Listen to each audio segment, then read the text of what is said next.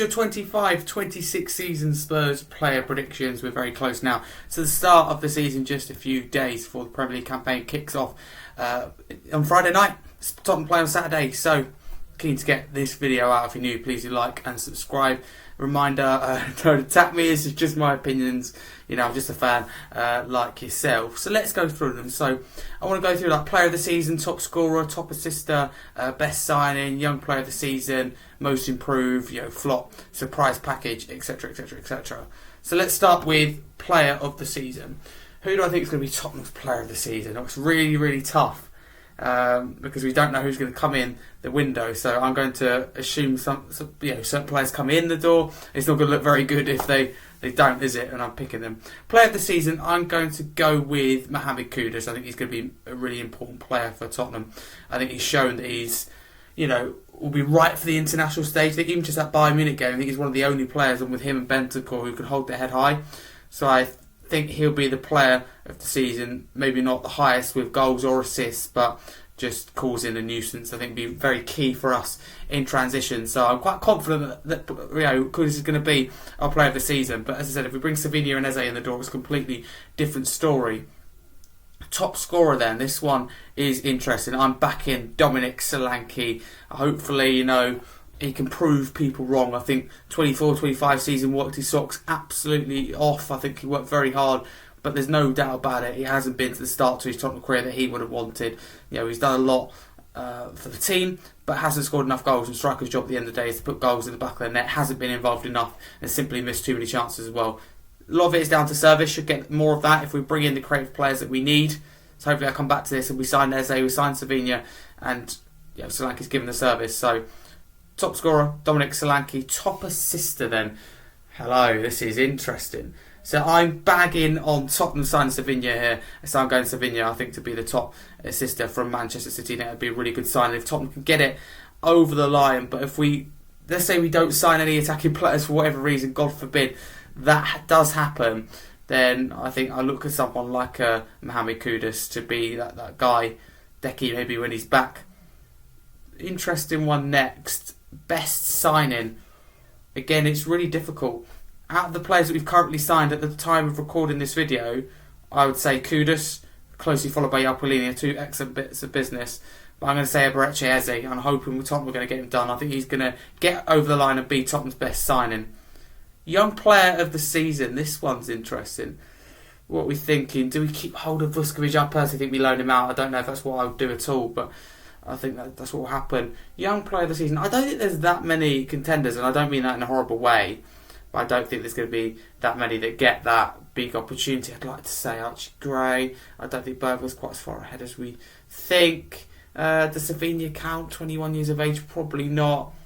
I'll go with Archie Gray. I'll go with Gray. It makes sense. I think he's a player that Frank wants to sign at Brentford, so that gives me a little bit more hope. I'm not sure, again, on his best position. He's obviously registered as a midfielder.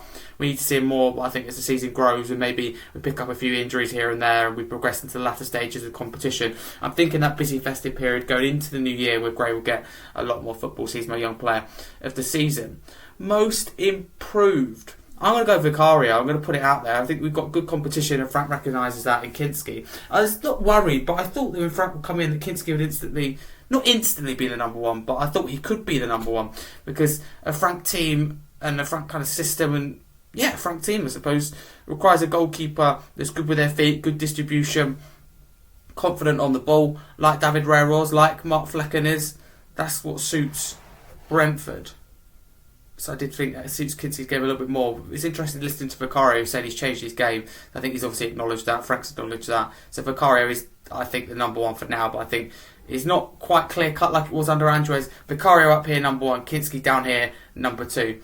Absolutely no, Vicario could fall off a cliff and he'd still be the number one. Whereas I think with Frank, it's going to go by game basis. And at the moment, Vicario is the number one with no clear favouritism, no clear advantage. He's just number one for now. Let's see how you do. But if he doesn't perform early on, I'd back Kinski to take his place. So I think most improved will be Vicario. I think be better at crosses, be better on the ball in particular. He might not ever be good at crosses, to be fair. And neither of them are good at crosses. I think Kinski needs to improve his shot stopping, by the way. If only we could combine the two goalkeepers together, how nice would that be? We could get Kinski's distribution and, stability on the ball And Vicario shot stopping, that would be amazing. Even if he can deal with the cross. Most improved Vicario. Flop. I hate doing this one. I hate calling anyone a flop. Common one, of course, is to say Richarlison, but I think he's going to do okay under Frank. I think he's always going to be hot and cold. He's always going to get injured, but I think he'll do well under Frank. It just seems right. I don't know why. I just had that feeling that he'll stay and really kick on. I'm struggling for this one. Who would be a flop? I don't know. I don't think there's no one that springs to mind to me. I know people like to say Richarlison, like to say Dominic Solanke. I don't think that'll be the case. I really hope I'm wrong, but I'm going to go with Matthias Tell, and I want to be proven wrong. I said that I think Tottenham should sign him, based on the fact we saw promising signs last season. Probably not enough overall, but I thought let's take a punt, and we did. I haven't seen enough for him to know what his best attribute is, what he's capable of, what his best position is, left winger or up front. So therefore I'm going for him as the flop, unfortunately, but I hate that word. Surprise package. Oh, I like this one. Surprise package. So I can't just say I think it's going to do well. I've got to think outside the box with this one. Sarr, I think, would be surprise package, but that feels like quite an obvious one, considering he's had a good pre-season. So I would say Sarr, but others that come to me would be Bentancur, I think, Jed Spence, and one that's going to surprise you, and this actually I might go with, Ben Davies. I don't think he's going to start that many games until we get to a busy scheduling period, like I said earlier about the festive period. But I can see him every other week, maybe coming off the pitch, coming on rather as a substitute. I just think it'd be. We don't know the leadership group yet. Frank's going to announce that towards the end of the month, so this has been recorded without knowing who the captain of the leadership team is going to be. But I just feel like Ben Davies is going to have a role in this leadership team and going to feature a lot more than maybe us fans would want or think he's going to. So there we go. So let's recap then, just try to picture what I've said in my head. Player of the season, I think I said Mohamed Kudus. Top scorer, Dominic Solanke. Top assister, if we get him through the door, Eberechi Eze. Best signing as well, Eberechi Eze. Actually, take it back. No, I said top assister, Savinha. I said top assister, Savinha. Then young player of the season, Archie Gray. Most improved. I still think that's a tough one. I'm still going to stick with Vicario. Flop. Again, I keep saying it, but that word is horrible. I don't think anyone's going to massively fall off. I did say Tell and surprise package being Sarr, so just to go over them again without stumbling and getting confused. Player of the season, Mohamed Kudus.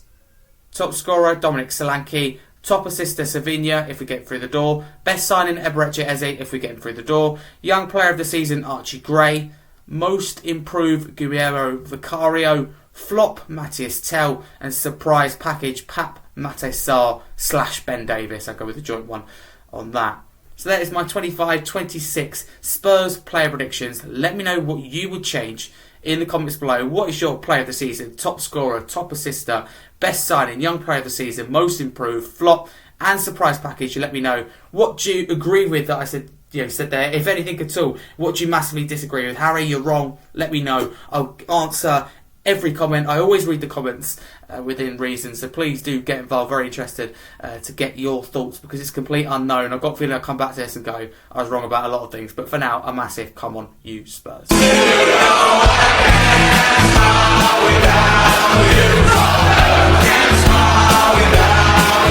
you,